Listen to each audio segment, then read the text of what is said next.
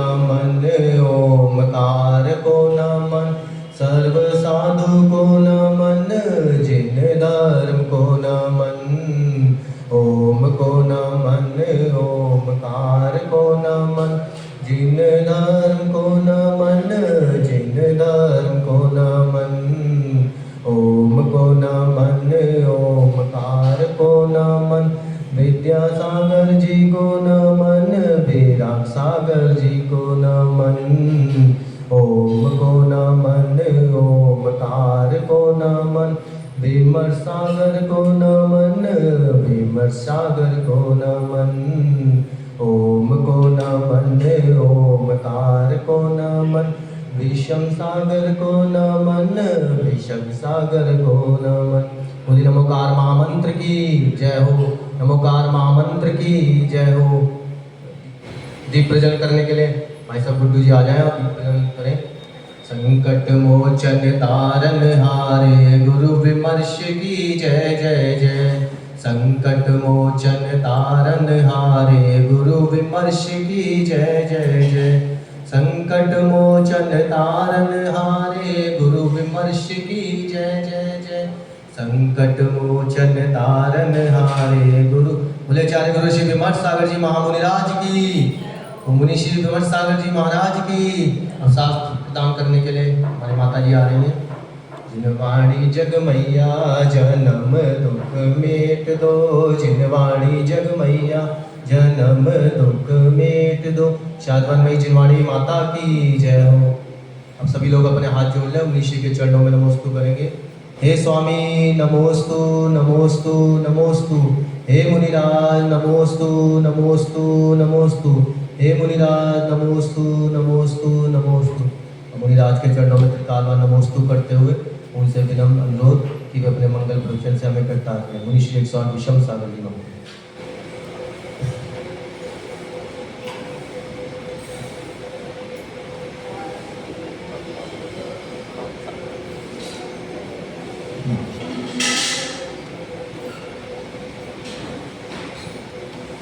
सभी मानव अपने दोनों हाथ जोड़ लेंगे और सिद्ध परमात्मा को नमस्कार करेंगे।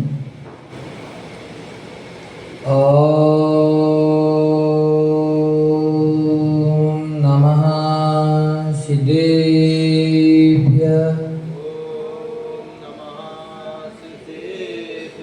ओम नमः सिद्धेभ्यः।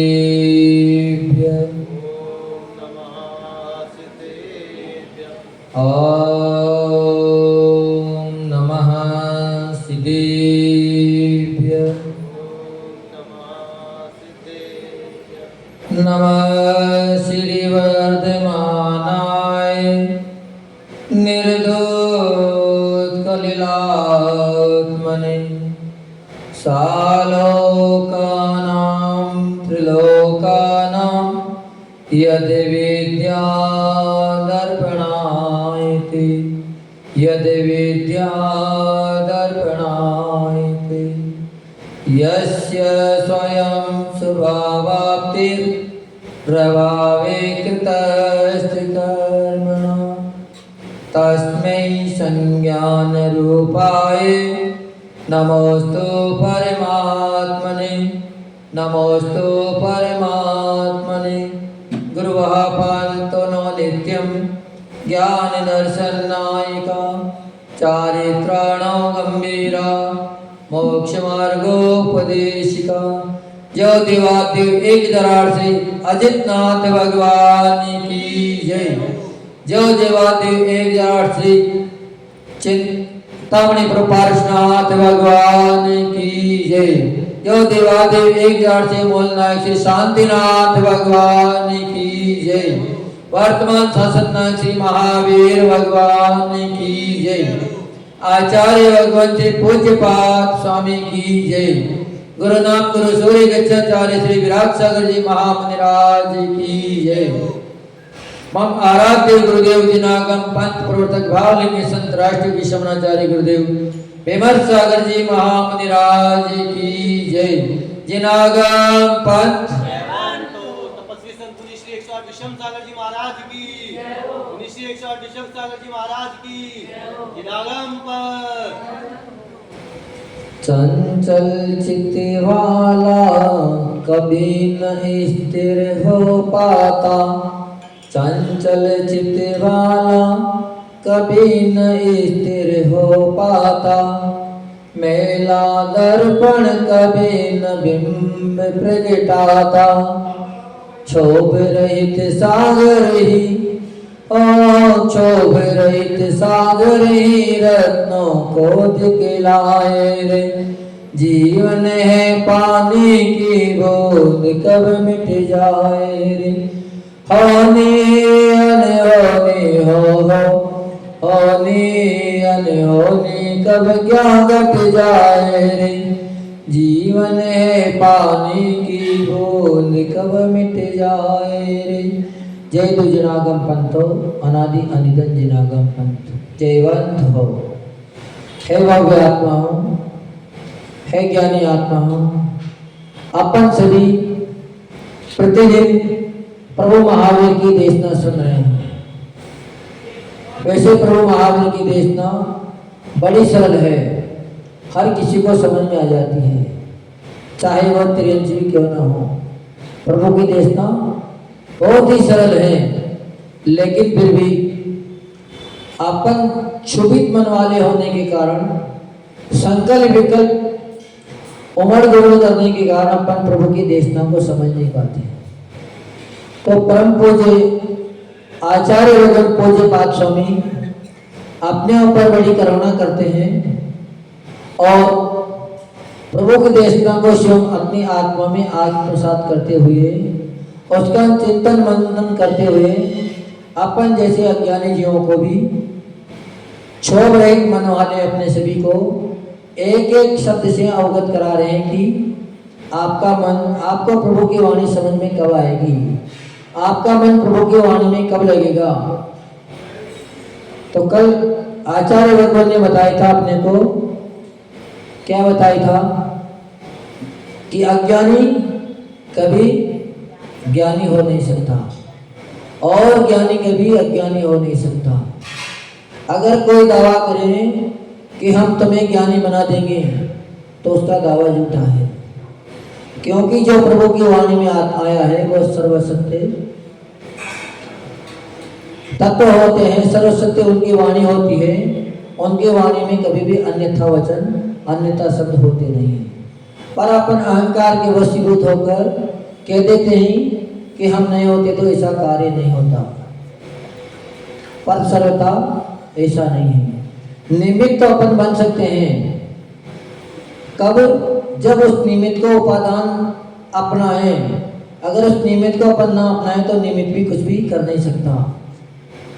अगर कोई व्यक्ति आपको क्रोध दिलाना चाहे और आप क्रोधित ना होना चाहे तो कभी भी वो व्यक्ति आपको जबरदस्ती क्रोध दिला नहीं सकता, क्योंकि ऐसे ही दृष्टांत अपन ने पढ़े हैं। गज मुनिराज, कुमार मुनिराज थे, उनके ऊपर ससुर ने जलती हुई सिगरेट उनके सिर पे रख दी। अब क्रोध का कारण तो उपस्थित कर दिया, यहाँ वहाँ की 7 बातें भली बुरी भी उनको सुना रहे हैं, फिर भी वो बिल्कुल शांत निश्चल बैठे हैं, जबकि ऐसा नहीं है कि उनको सुनाई नहीं दे रहा हो, सुनाई तो दे रहा है। पर उन्होंने अपने संकल्प विकल्पों को बाहर से समेट लिया, राग द्वेष से अपने मन को हटा लिया, क्योंकि राग द्वेष की जब तक कालिमा रहती है तभी किसी के वचन अपने को प्रभावित करेंगे। अगर अपना राग द्वेष मिट गया है, अपना मन स्थिर हो गया है, तो फिर किसी में भी इतनी शक्ति नहीं है कि वो अपने को क्षुभित कर दें, अपने को क्रोध दिला दें। जब भी क्रोध आएगा तो अपन स्वयं का चिंतन बदलेगा, अपन स्वयं उसको करने की इच्छा करेंगे, तब जाकर आदमी क्रोधित हो पाता है, किसी को करने से होता नहीं। तो आचार्य भगवान ने कल अपने को इस बात से अवगत कराया था। आज एक और विशेष बात बता रहे हैं कि आप जब तक स्थिर ना होंगे तब तक भी आपको वह उपलब्धि नहीं मिलेगी। तो आज की गाथा में आचार्य भगवान 36 नंबर की गाथा में कह रहे हैं कि अभव चित्त विक्षेप एकांते तत्व संचिता अभ्यस्तवि योगेन योगी तत्व निजात्मना। जिसके चित्त में क्षोभ नहीं है, क्या नहीं है? क्षोभ। क्षोभ यानी राग द्वेष नहीं है, चंचलता नहीं है, वही व्यक्ति तत्व विचार में स्थिर है। हर कोई तत्वों का चिंतन नहीं कर सकता, हर कोई प्रभु की भक्ति में एकाग्र नहीं हो सकता, हर कोई सिद्धि प्राप्त नहीं कर सकता। सिद्धि प्राप्त कौन करेगा? जिनका चित्त, जिनका मन अपने वश में आ गया है, जिन्हें अपने मन को स्थिर कर लिया है, उसी का ही मन तत्व विचार में लगता है। हर किसी का तत्व विचार में मन नहीं लग सकता है। जिसकी बुद्धि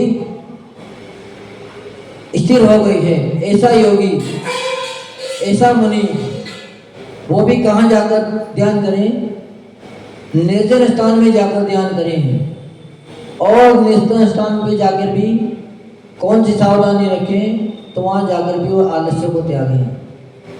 अगर उन्होंने अपना चित्त स्थिर भी कर लिया, एकांत में चले भी गए, लेकिन अगर अपना आलस्य का त्याग नहीं किया तो सारी बात की जानकारी होते हुए भी, मन स्थिर रहते हुए भी वो तत्वों का चिंतन नहीं कर सकता। क्योंकि जिस सागर में अगर लहरें उठी हुई हो तो उसमें कितने भी रत्न हैं, अनमोल संपदा है, पर वो अपने को दिख नहीं सकती। पर जब लहरें शांत हो जाती है तो सोते ही उस अथाह समुद्र में भी, इतनी गहराइयों के बीच भी उनके रत्न स्पष्ट दिखाई देने लग जाते हैं। ऐसे ही आचार्य भगवान अपने को बता रहे हैं कि आपको अपना चित्त भी क्षोभ से रहित करना पड़ेगा और एकांत स्थान भी आपको देखना पड़ेगा। उसके बाद आपको अपने आलस्य का त्याग करना पड़ेगा। इतनी सभी सावधानी आप रख लोगे तब जाकर आप अपनी आत्मा के स्वरूप का चिंतन या अभ्यास कर पाओगे। क्योंकि आचार्य भगवान ने कल यही बताया था कि अभ्यास से अपन उपलब्धि को प्राप्त कर सकते हैं, गुरु के उपदेश से अपन उपलब्धि को प्राप्त कर सकते हैं, जिनवाणी के अभ्यास से अपने उपलब्धि को प्राप्त कर सकते हैं। पर अभ्यास आपका पूर्ण है और उस समय अगर आपने आलस कर लिया तो काम की पूर्णता ना होगी। तो इसीलिए भगवान आज इस गाथा में अपने को बता रहे हैं कि सबसे पहले आपको अपने मन को स्थिर करना होगा। क्योंकि मेला दर्पण कभी भी बिंब को प्रकटित नहीं करता, अपना चेहरा कभी भी मेले दर्पण में दिख सकता। जब भी अपने चेहरे को अपना देखने की इच्छा होगी तो सर्वप्रथम अपने को दर्पण को साफ करना होगा। जब दर्पण साफ हो जाएगा तो निश्चित ही अपना प्रतिबिंब दर्पण में झलकना लग जाएगा। ऐसे ही जब आचार्य भगवान देख लेते हैं कि ये शिष्य निष्ठांत हो गया, इसके अंदर ये प्रज्ञा आ गई, इसके अंदर ये कला आ गई, फिर वो उसको आगे बढ़ाने की कोशिश करते हैं।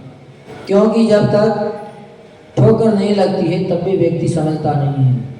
जब तक जीवन में कठिनाइयाँ नहीं आती है तब तक उसका समाधान ढूंढने की उसको कला नहीं आती है। पर जैसे ही उनके जीवन में परेशानी आने लग जाती है, संकट आने लग जाते हैं, तो निश्चित ही वो शिष्य फिर उसमें निष्ठांत हो जाता है, उनका सामना करने के लिए तैयार हो जाता है। क्योंकि संकट तो एक के बाद एक आ रहे हैं, अगर वो सामना नहीं करेगा तो अपना भविष्य बिगाड़ लेगा। जब ये बात आचार्य भगवान समझ लेते हैं कि अब शिष्य ने अभ्यास कर लिया है, ज्ञान कर लिया है, गुरु के उपदेश सुन लिए हैं, तब इसका ये अपना आत्मा का कल्याण स्वयं कर सकता है। तो आचार्य भगवान कह रहे हैं कि आत्म ध्यान करना चाहिए। क्या करना चाहिए? आत्म ध्यान करना चाहिए। अब आत्म ध्यान कौन कर पाएगा? जिनका मन स्थिर होगा। हर कोई आत्म ध्यान नहीं कर सकता। वह आत्म ध्यान यूं नहीं होता, अपितु बार बार अभ्यास करने से होता है। अपन एक दिन का अभ्यास करके सोचें कि हम भी भगवान जैसा बन जाएं, तो ऐसा हो नहीं सकता। बहु बीत जाते हैं, एक बहु नहीं हजारों वो लग जाते हैं, तब जाके आदमी अपने मन को वश में कर पाता है, प्रभु जैसी आत्मा अपने अंदर प्रकट कर पाता है। और वह ध्यान चित्त की स्थिरता से होता है। वो ध्यान कब होगा? मात्र अभ्यास से भी बात नहीं बनेगी। जब चित्त स्थिर हो जाता है तभी ध्यान हो पाता है। कहा जा रहा है गाथा में कि अबो चित्त विक्षेपा, क्या? जिसका चित्त विक्षेप है, यानी कि जिस व्यक्ति का चित्त मन अविक्षिप्त है, मन अधिकांशतः विक्षिप्त ही रहता है। मन कभी भी शांत रहता नहीं है। चाहे आप सो भी जाएं, नींद में भी आपका मन कहीं ना कहीं भटकता रहता है। कोई ना कोई विकल्प उसके अंदर उठते रहते हैं, क्योंकि जीव कभी शांत बैठ नहीं सकता। तो विक्षिप्त मन का अर्थ है राग द्वेष से मन से प्रभावित। राग द्वेष मोह से प्रभावित होना ही चित्त का विक्षिप्त होना है। यहाँ कोई हलन चलन की बात नहीं आ रही है। व्यक्ति बड़ा शांत बैठा रहता है, बाहर से दिखता है कि बिल्कुल ध्यान में मग्न है, फिर भी जिसका चित्त राग द्वेष से मलिन है तो बाहर में दिखने में जैसा दिखेगा कई योगी ध्यान में बैठे हैं, ये व्यक्ति अपने चिंतन में बैठे हैं, लेकिन उस राग द्वेष के कारण वो ध्यान नहीं कर पा रहे हैं। उनका मन क्षोभ से क्षुभित हैं। वो हमेशा एक दूसरे की आप वो ध्यान को ही कर सकेंगे, लेकिन कभी भी तत्व का चिंतन वो नहीं कर पाएंगे। तो अपने को सबसे पहले अविक्षिप्त मन को कंट्रोल करना है। इससे रहित शांत परिणामों वाला ही मन ही तत्वों का चिंतन करना चाहेगा। जब योगी प्रारंभ दशा में होता है तब उसका मन पुराने संस्कारों से लिप्त होता है।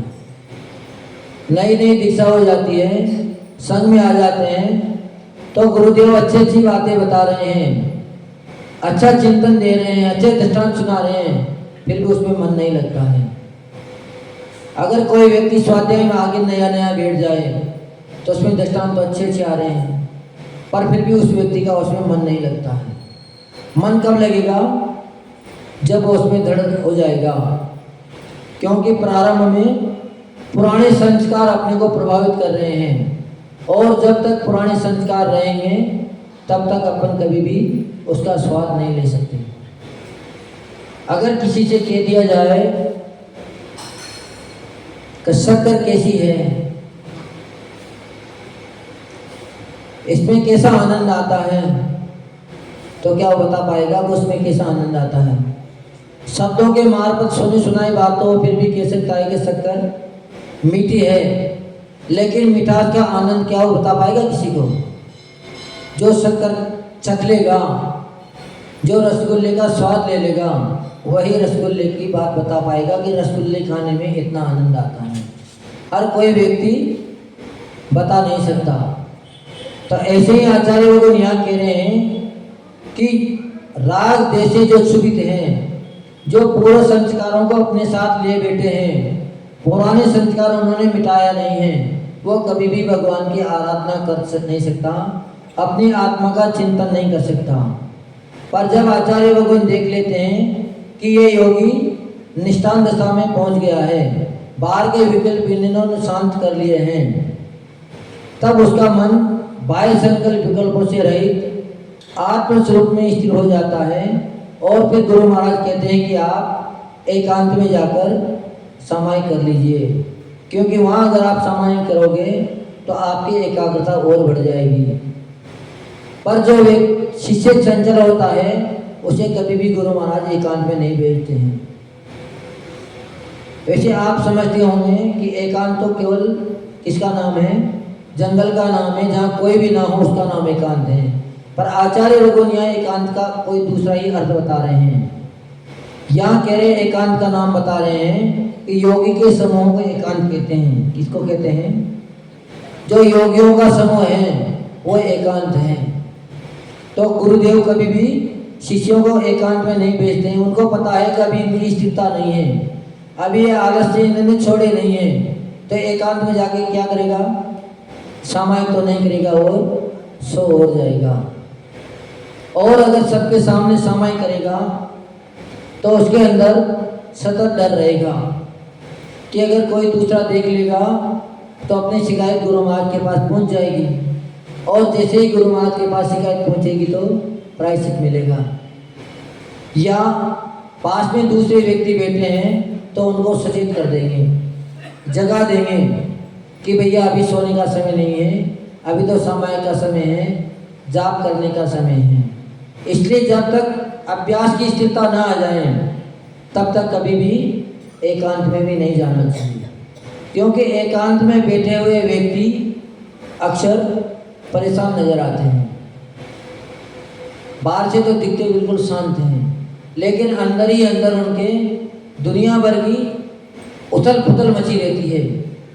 कई बार तो उस व्यक्ति के सामने अगर कोई निकल के भी चला जाए तो उस व्यक्ति का भी उसको ध्यान नहीं रहता है। ऐसा योगी मन के अधीन नहीं होता। कौन सा योगी?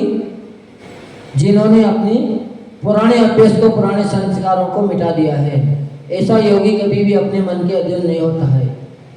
दुनिया कहती है कि मैं क्या करूं, गुस्सा आ गया, ऐसी स्थिति खड़ी हो गई, ऐसी परिस्थिति बन गई। पर जो पूर्व का अभ्यासी होगा उसके सामने कितनी भी परिस्थिति बन जाए, कितने भी उनको लाना देने वाले मिल जाए, कितने भी उनको छेड़ने छाड़ने वाले मिल जाए, फिर भी वो कभी क्षोभ को प्राप्त हो नहीं सकता। क्षोभ को प्राप्त कौन होगा? जो पहले ही क्षुभित है, जिसका अभी ऐसा अभ्यास है ही नहीं, जिन्होंने अपने मन के ऊपर कंट्रोल किया ही नहीं, वही व्यक्ति क्षुभित होगा। अगर किसी दूसरे के कराने से क्षुभित हो जाते तो फिर अपने जितने भी योगी संत हुए, जिन्होंने भी योग धारण किया, वो क्षुभित हो जाते हैं। रामायण में एक उदाहरण आता है श्री राम का। जब तक राम जी गृहस्थ में थे, राग द्वेष में फंसे थे और उनके अंदर मोह था, तब तक वो किसी को भी धर्म में लगने के लिए भी मना कर देते, जबकि वो कौन थे? क्षायिक समय दृष्टि जीव थे।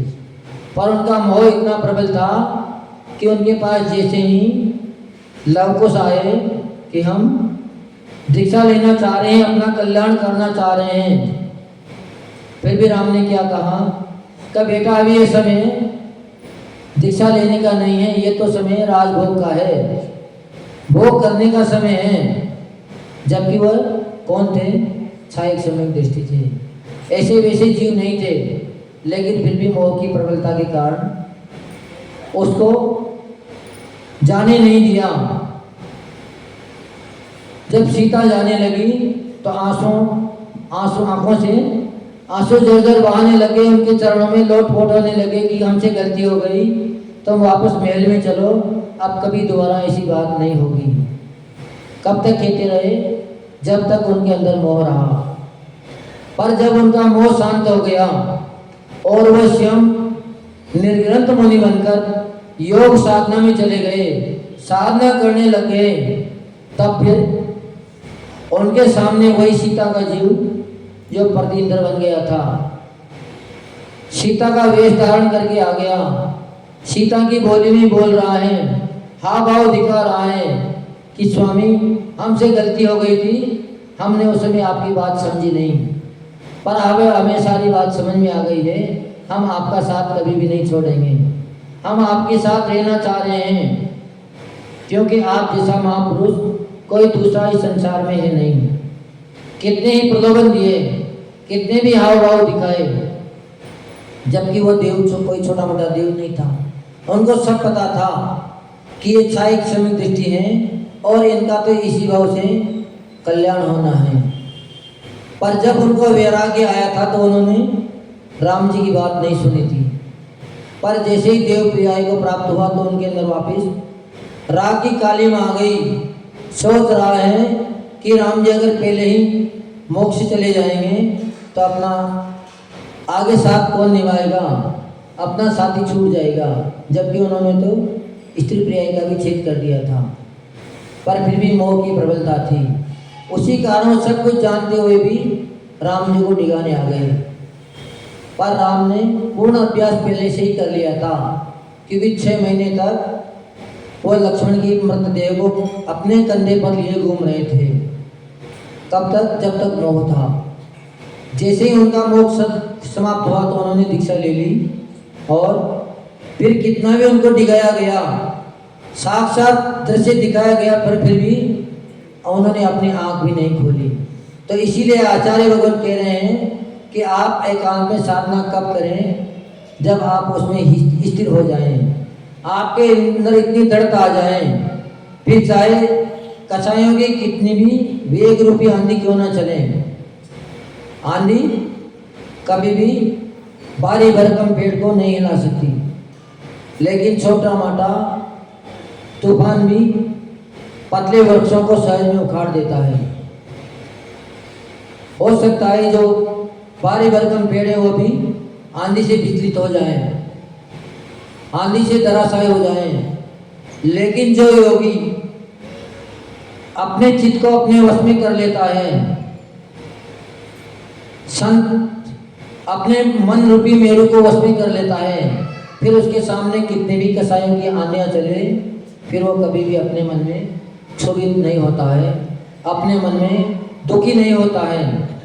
जिसका चित्त मेरू की तरह है, जो क्रोध की सामग्री से के योग्य उपस्थित होने पर भी प्रभावित नहीं होता, वो व्यक्ति ही अपना कल्याण कर पाता है, वो व्यक्ति अपने नियम संयम व्रतों में दृढ़ रह पाता है।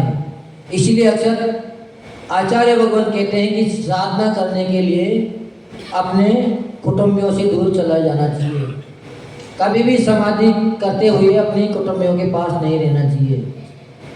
अगर किसी व्यक्ति ने दीक्षा भी ले ली और उनका अगर समाधि का अंत समय आ रहा है, वो साधु महाराज कितने भी अनुभवी हों, कितने भी सालों के दीक्षित क्यों ना हो गए हों, फिर भी उस दशा में उनके परिवारजनों को मिलने नहीं दिया जाता है, बाहर ही रोक दिया जाता है।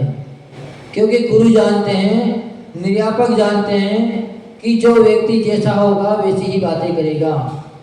हो सकता है ये परिवारजन हैं, मोह माया में फंसे हुए हैं, उनकी दुख वेदना को देखकर, उनके शरीर को देखकर ये द्रवित हो जाएं और उनको भी मोह में फंसा लें, उनको भी प्रलोभन देने लग जाएं, सेवा का प्रलोभन देने लग जाएं। इसलिए सालों साल जिनको दीक्षा लिए हो गए, उनके पास भी अंत समय में किसको नहीं दिया जाता है। उनके पास हमेशा योगियों को बिठाया जाता है, वो भी कैसे को? जिनका मनोबल दृढ़ हो, जो चिंतन के विशाल हों, जिनका शिव का मन स्थिर हो, जो कठिनाइयों से कभी नहीं घबराते हों, ऐसे साधुओं की छपक के पास परिचर्या में ड्यूटी लगाई जाती है, उनकी सेवा में उनको रखा जाता है। क्योंकि जो सचेत शिव होगा वही दूसरों को सचेत कर पाएगा, पर नए व्यक्ति कभी भी किसी को सचेत नहीं कर पा सकता है। अपन ने जिसका अनुभव ही नहीं लिया, जिसको अपन ने देखा ही नहीं, उसके बारे में अपन कभी बता नहीं सकते। अगर हमसे कोई कह दे कि महाराज जी प्लेन में बैठने से कितना आनंद आता है, तो क्या हम बता पाएंगे? क्योंकि हमने प्लेन बैठना तो दूर की बात है, पास में जाकर देखा ही नहीं, तो हम कैसे बताएंगे? पर अगर आप लोगों से पूछ लिया जाए तो जो बैठ गए हैं और तुरंत बता देंगे कि उसमें बैठने से इतना आनंद आता है। तो आनंद तभी आएगा ध्यान में, हर किसी को तब तो चिंतन में आनंद नहीं आ सकता। आनंद तब आएगा जब उसका अपना अभ्यास कर लेंगे, उसमें स्थिर होने की अपन कोशिश करेंगे। तत्व विचार में जिसकी बुद्धि स्थिर है, जिसका मन तत्व चिंतन मनन में लगा है, फिर उसे कहाँ समय है यहाँ वहाँ की बातें करने में। अगर कोई आ भी जाते हैं तो कह देते हैं कि भैया समय बहुत हो रहा है, हमें वो काम करने हैं, बहाना बना ले लेते हैं, लेकिन उनको वहाँ से जल्दी भेजने की कोशिश करते हैं। क्योंकि जब तक वो बैठे रहेंगे तो यहाँ वहाँ की बातें करते रहेंगे, पर उसका मन अब संसारी बातों में नहीं लग रहा है, उसको चिंतन में स्वाध्याय में आनंद आ रहा है, तो क्यों आपकी बातों में लगेंगे। पर जो अभी दिल के कच्चे हैं वह यहाँ वहाँ की बातों में लगे रहते हैं। इसलिए साधु संतों से आचार्य भगवान कहते हैं कि कभी भी गृहस्थ लोगों से संपर्क नहीं करना चाहिए। ग्रस्तों से हमेशा दूर रहना चाहिए। जबकि ग्रस्त क्या चाहते हैं कि हम जितने नज़दीक साधु के पास जाएंगे उतना ही अपना भला होगा। भैया तुम्हारा तो भला हो जाएगा, लेकिन साधु महाराज का तो इतने सालों की तपस्या ही पानी में चली जाएगी। आप आओगे तो काय की चर्चा करोगे, दुकान मकान की चर्चा करोगे, व्यापार धंधे की चर्चा करोगे, नफे नुकसान की चर्चा करोगे, दुख सुख की अपने पारिवारिक कुटुंबों की चर्चा करोगे, पर कभी भी आप शास्त्र की चर्चा नहीं करोगे। ऐसा अक्सर देखा ही जाता है प्रतिदिन। जब हम यहाँ से शाम को भक्ति करके नीचे जाते हैं तो हमारे साथ करीबन 10-15 लोग जाते हैं, और जब तक 2-5 मिनट हम मौन नहीं लेते हैं, शास्त्र स्वाध्याय शुरू नहीं होता है, तब तक वो व्यक्ति एक भी कमरे से बाहर नहीं निकलते हैं। पर जैसे ही शास्त्र स्वाध्याय शुरू हुआ, मंगलाचरण शुरू हुआ और एक व्यक्ति भी वहाँ नहीं बैठते हैं, धीरे धीरे एक एक करके सब बाहर चले जाते हैं। मात्र जब हम आँख खोलते हैं मंगलाचरण के बाद, तो हमें मात्र या तो 2 या 3 व्यक्ति सामने दिखाई देते हैं। जबकि साथ कितने गए थे? 10 व्यक्ति हमारे साथ गए थे। तो किसी को भी स्वाध्याय में मन नहीं लगता। मन उसी का ही लगेगा जिसने उसका आनंद ले लिया। वही एयर कंडीशन में बैठने की कोशिश करेगा जिसने एसी का आनंद पहले ले लिया। उसको पता है कि एसी में बैठने ही गर्मी शांत हो जाएगी, वही व्यक्ति एसी में बैठेगा। लेकिन अगर आप जंगल के गवाले से कह दो, भेड़ चराने वाले व्यक्ति से कह दिया जाए कि आप एसी में बैठ जाओ, तो क्या वो बैठ पाएगा? उसको तो आनंद जंगल में घूमने में आता है, चाहे कितनी भी तेज धूप क्यों ना हो, उसको धूप की परवाह नहीं है। ऐसे ही अपने आप को संभालना है। अगर अपने को तत्वों का चिंतन करना है, अपने आत्मा का उत्थान करना है, तो सर्वप्रथम अपन अपने मन को क्षोभ से रहित करें, राग द्वेष से रहित करें। मोह जितना कम होता जाएगा उतना ही व्यक्ति धर्म से जुड़ता जाएगा, अपनी आत्मचिंतन से जुड़ता जाएगा।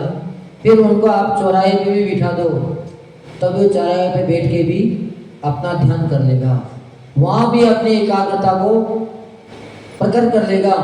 लेकिन जिसका अभ्यास नहीं है, वो एक शांत कमरे में बैठकर भी अपना चिंतन नहीं कर पाता है, अपने मन को स्थिर नहीं कर पाता है।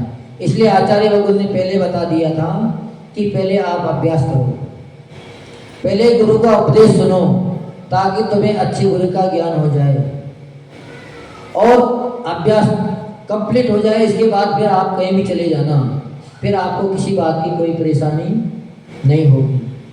आचार्य भगवान भी अपने शिष्यों को तभी बाहर निकालते हैं जब थोड़ा बहुत वो समझ लेते हैं कि अब ये समाज की 4 बातें सुनने में सक्षम हो गई, हमारी बात का ये कभी भी बुरा नहीं मानते हैं। जब तक वो देखते रहते हैं कि हमने इनको डांट दिया, इनको बुरी लग गई, तब तक वो बाहर नहीं भेजते हैं, क्योंकि उनको स्वयं पता है कि समाज में जाते ही इनकी आंखें 2 है, ये 2 आंखों से 100 व्यक्तियों को देखेंगे, पर इनको देखने वाले 2 नहीं 1000 होंगे। तो कभी भी, क्योंकि हजारों की तो 1000 बातें होंगी, कोई अच्छी भी करेगा, कोई बुराई भी करेगा, कोई प्रशंसा भी करेगा, कोई निंदा भी करेगा, पर उसका अगर अभ्यास नहीं होगा तो अपने बेस को और बिगाड़ लेगा, अपने चित्त को और बिगाड़ लेगा। नहीं तो पहले सभी साधु संत किसका अभ्यास करते थे? दूसरे धर्म को, शास्त्रों को भी पढ़ते थे। ऐसा नहीं है कि अपन ने दूसरे का शास्त्र पढ़ लिया इसमें अपन मिथ्या दृष्टि हो गए, ऐसा नहीं है। पर आजकल क्यों मना कर देते हैं कि अभी तुम इतने निष्ठांत नहीं हो कि दूसरे की बात को सुनने के बाद तुम अपने आप में स्थिर रह जाओ। हो सकता है दूसरे की बात सुनते हैं उसके प्रलोभन में तुम आ जाओ और तुम अपना बेस भी छोड़ दो, अपने तुम कहीं गिर ना जाओ। इसलिए पहले से आचार्य भगवान अलर्ट कर देते हैं कि तुम्हें केवल स्वसमय का ही अध्ययन करना है, पर समय का कभी भी तुम्हें अध्ययन नहीं करना है। पर समय का मतलब दूसरे के शास्त्रों को तुम्हें नहीं पढ़ना है। तुम जब अपने आप में स्थिर हो जाओ, निष्ठांत हो जाओ, जब जाके फिर दूसरे के शास्त्रों को पढ़ना। नहीं तो दूसरे के शास्त्रों में तो प्रलोभन की बातें विशेष मिलेगी। आपको न तो उपास करना पड़ेगा वहाँ जाके, ना आपको केस नोट करनी पड़ेगी, आपको तो एसी गाड़ी में घूमने के लिए और मिल जाएगा। और जब व्यक्ति को सुविधा मिल जाती है तो व्यक्ति बहुत जल्दी अपने स्वभाव को भूल जाता है। इसलिए आचार्य भगवान ने प्रवचन सार में कहा है कि साधर्मी समूह से एकांतवास कहलाता है। कैसा कहलाता है? अगर 20 साधु एक साथ बैठे हैं फिर भी उनका समूह कैसा कहलाएगा? एकांतवास कहलाएगा। क्यों? क्योंकि सभी अपने अभ्यास में तदचित हैं। किसी को किसी से बात करने की फुर्सत नहीं है।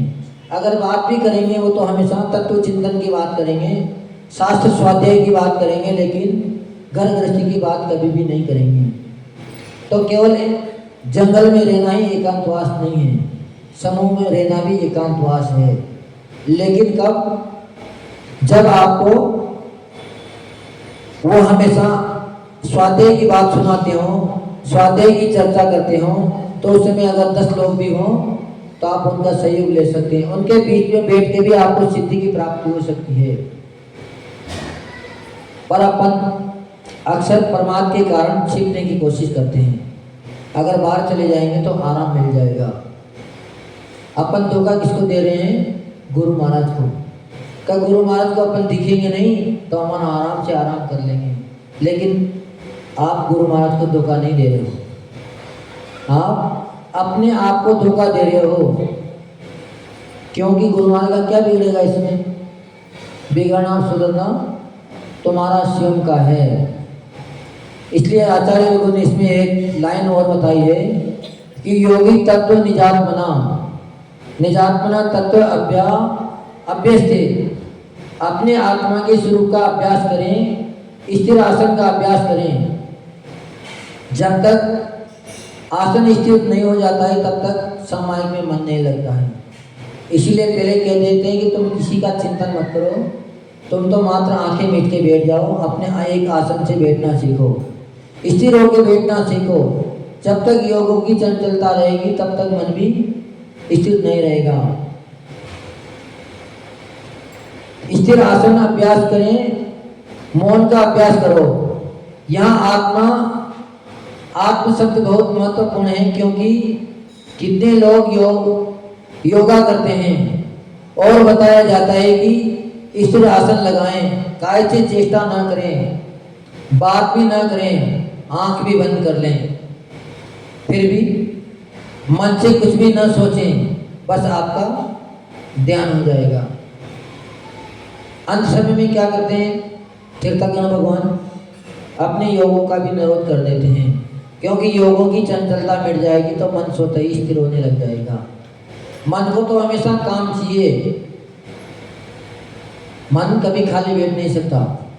मन को आप काम देते जाइए और स्वतः ही स्थिर होता चला जाएगा। अगर आप मन को राग द्वेष की बातों में लगाएंगे तो मन हमेशा राग द्वेष की बातों में लगा रहेगा।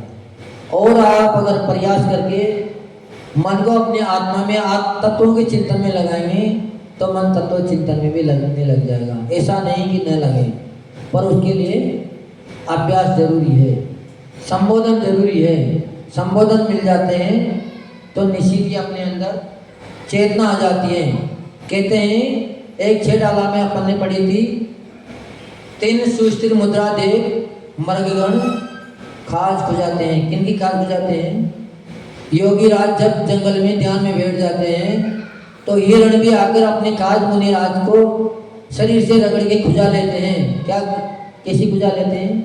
हिरण समझता है कि ये कोई पत्थर है, कोई हलन चलन नहीं है, तो मुनि राज को भी अपने शरीर को रगड़ के चला जाता है, अपनी काज खुजा के चला जाता है। लेकिन मुनि राज फिर भी इतने स्थिर रहते हैं।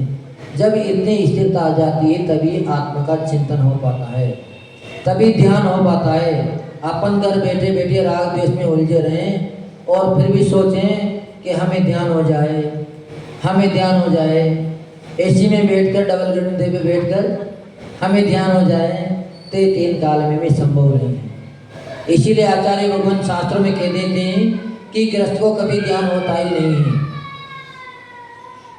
गृहस्थों को कभी ध्यान होता ही नहीं। गृहस्थों मात्र ध्यान का अभ्यास करते हैं, और जब अभ्यास हो जाता है तो व्यक्ति कभी भी गृहस्थ में रह नहीं सकता, वो परिवार में रह नहीं सकता, जिनको आनंद आ जाएगा प्लेन में घूमने का, तो फिर वो खटारा गाड़ी में घूमेगा नहीं घूमेगा, वो हमेशा प्लेन में ही बैठने की कोशिश करेगा।